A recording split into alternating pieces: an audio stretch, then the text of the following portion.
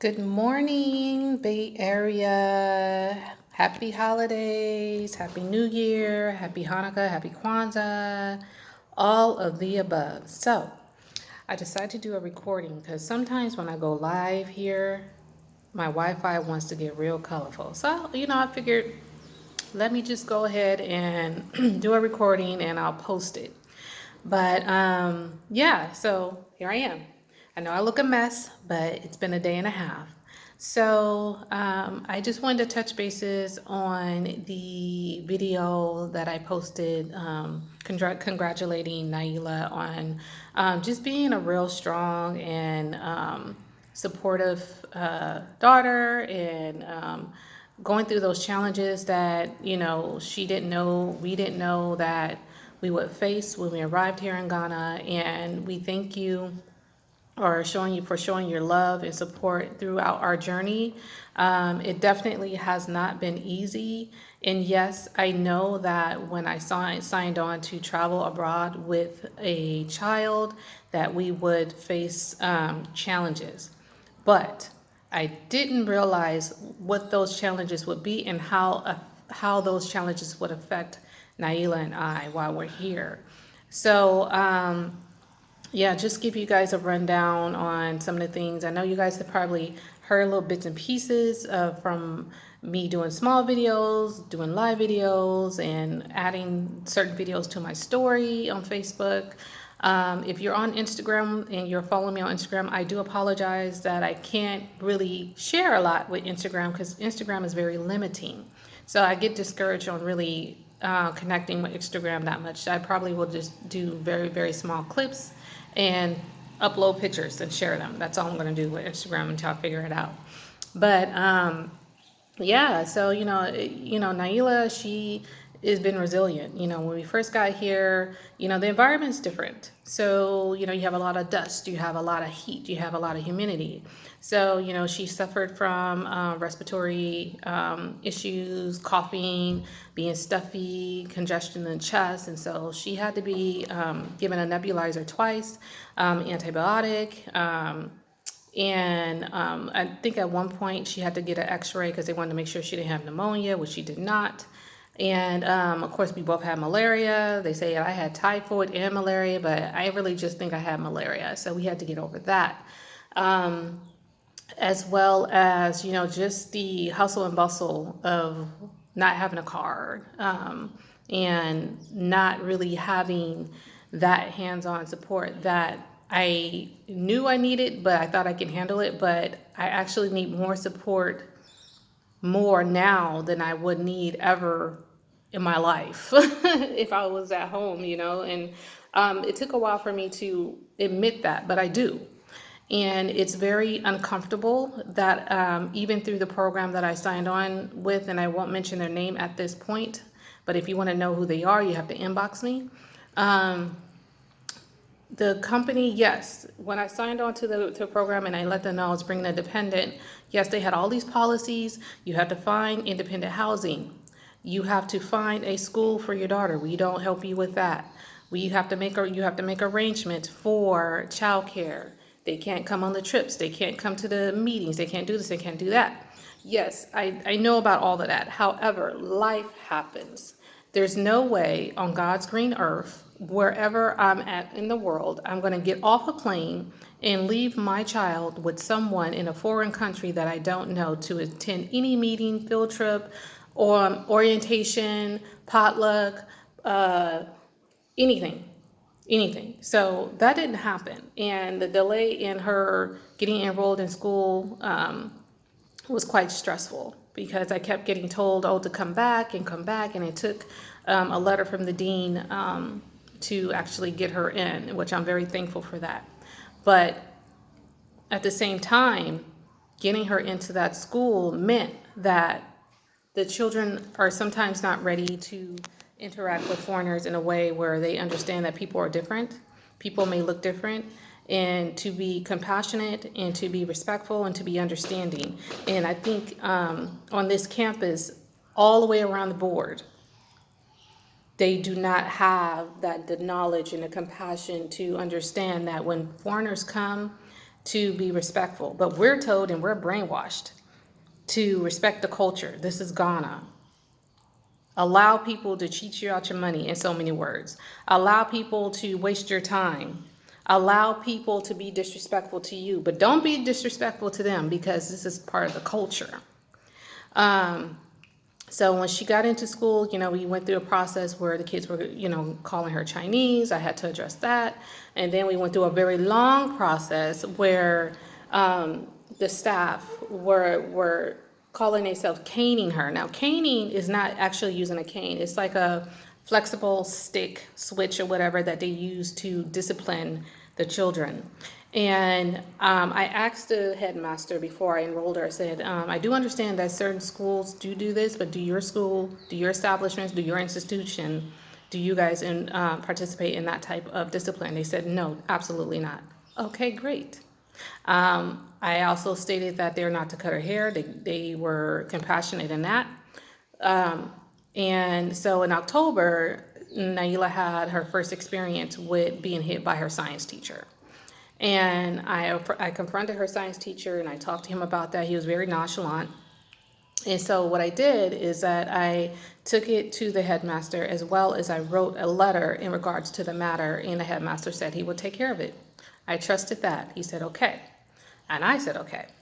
And then in maybe late October, someone else, a female teacher hit her, and Naila couldn't identify her. She told me this after hours. It was like 7, 8 o'clock at night. And I told Naila, I said, from moving forward, you have to let me know these things ahead of time so I can handle it right then and there. So I couldn't get in contact with this teacher. I didn't know who she was. I didn't have a name or anything. So in the process, my grandmother passed away. I had to fly back to the United States, to Oakland, to attend the funeral. And in between that, my house was broken into. My friend who was house sitting was attacked. They took her laptop.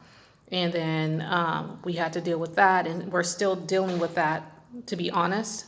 I haven't moved back into my original place because the lack of urgency and the lack of making sure things are done the right way to prevent certain things it's just very slow process. And it's unfortunate, and it's actually really scary to know that you come here and you have to endure certain things, and you have to endure that you're going to be asked to pay massive amounts of money because they feel like you have a lot, and not give you proper service. And for some reason, some of the locals here think that's okay, but it's not.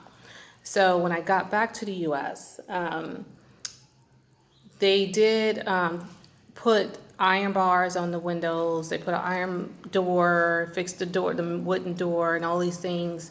And there's supposed to be security patrolling the area at night. But the one thing that would seal the deal is to put razor wire on the wall where the burglars jumped over to get into the place. And I think that's very important. I see razor wire all over Ghana. And it's just one of those things, like, just complete your task, complete the job, make sure your place is secure for myself, for my daughter, and for the people that also live in that area. But they're refusing to do so. And it's really, really frustrating. And I've been here at the Denmark house since I got back, and I wasn't even supposed to be here this long. It's been about a month. I was only supposed to be here maybe for like a week. And it's been a month. And it's been a month because of the constant meetings, the constant being told one thing and then it changes, and I'm supposed to be okay with that. The other managers are refusing to meet with me because they're mad, because they think that me pushing the issue of the razor wire is unacceptable. I'm trying to make sure I don't get hurt, my daughter don't get hurt, and I ain't got to hurt nobody. You know what I'm saying? And it's just been it's been really stressful, lack of sleep, lack of appetite. Then I get really hungry, nightmares and all these other things that happens. Of course, I'm human, stress will affect people in different ways. and just trying to get the support from the program that's based in the United States, trying to get support from the program that's here on campus, trying to get support from the U.S. Embassy, all these things, because the investigator, it states that there should have been razor wire on the wall. The head of security, there should have been razor wire on the wall. The letter from the program that I'm at, that's based in California, razor wire, and it's constantly being written and said, but the management is saying that even if they could put the razor wire on that wall, they're not going to. How disrespectful and how dishonorable is that? You know, because I'm pushing the issue, but yet they real quick to ask me for the rent when things are not properly taken care of. And it takes forever for them to do the smallest task. For example, there was the issue with the floor in my bedroom at the original place where the floor was lifting up just a little bit. I noticed this way in September and I asked for it to be repaired. It's just now being repaired right now, a couple of days ago, this week. You know what I'm saying? So it's just like you guys slack and you don't freaking move. You have no sense of urgency, but when you're ready to come get my money, you at my door, you got your calculator, you writing this, you dress real nice. When you get, it's just like, it's crazy. So there's that on top of like, now I get to my daughter's school, that same teacher that Naila couldn't identify, put her hands on her again. So but this time I was able to find her and confront her. And I talked to her about it, and, she was looking at Naila like, why did you tell on me? I said, she can tell on you. You don't put your hands. I said, the policy, it's against the law. It's against the law to hit the children. And the staff knows that, and the headmaster knows that. But for some reason, they're still doing that. And so the headmaster was upset with me because he felt like, oh, I told you I would handle it, and you went above. You went behind my back and talked to the teacher anyway. I said, well, sir, with all due respect, if they had any fear of you or any fear of losing their job or being penalized, they would have listened to you the first time that it happened. They have no fear. And so since they have no fear, as a mother, I'm going to confront every last teacher who decides that they want to take their frustrations out on my child because she looks different, or you have some animosity against African American people, because basically that's what it is. Because we were told by one teacher that the reason why Ghanaian kids are hit is because they don't have the ability to comprehend information as well as white people. I don't have any more words for that. That's just freaking ridiculous. So he was mad at me about that. He told me that if I wasn't happy I can opt her out of the school. So I had to bring the head of security to check out the situation. And then in between that, her music teacher also hit her. So it was just like back to back, back to back, back to back. So it took the program coordinator she's the person that deals with paperwork for students that are in the program that's studying here for a year. So she had to go up to the school and, get information on what's going on, let them know that this is illegal, blah, blah, blah. And so Naila School issued me a letter of apology, which is great. And hopefully they honor that. So it just hasn't been an easy ride. It's been really stressful. Yes, I have support of my family that is back in the United States. We talk on the phone all the time. We're trying to come up with solutions to either stay or leave, or I don't know what the best thing to do, because I am tied into the program financially. I am tied into the program in a way to where, like, I don't like to quit anything that I start, but in this case where I'm in a foreign country and our safety's been jeopardized more than once, the program that I'm working with, that's based in California, is not very supportive. Basically, all they're trying to do is make sure that they're not liable for stuff and trying to, and excuse my language, trying to brain fuck me, that this is okay, which is not. And to convince me that, well, you're the student, your daughter's not a student. So we don't want her basically to be disruptive to the other students who are on the program as well, who did not sign on to be around the child. And I told them, I said, they didn't sign up to be around a child, but you are stating that you are inclusive to students such as myself, students coming with a dependent. So what you need to do is change your policy and make the students know that we are open to all types of students, meaning that you may be in the program with a student who has a child, and so they're aware and they know this, but it just seems like everything is totally for the typical traditional student, that the 18 to 21-year-old student that's still dependent on their parents and all these things. But I told the lady over the phone, I said, in 2019, there's all types of students. I said, there's students such as myself that are parents. There's students that are married. There's students who are 60 years old. There's students that are homeless that have probably been in your program. So you keep excluding me from things that are vital to my purpose on being here, because I won't just leave my daughter with anyone, and I'm not going to do that. So it kind of just makes me feel like, well, what's the point? Should I stay here and endure all this discrimination and trying to back me in a corner to possibly quit the program?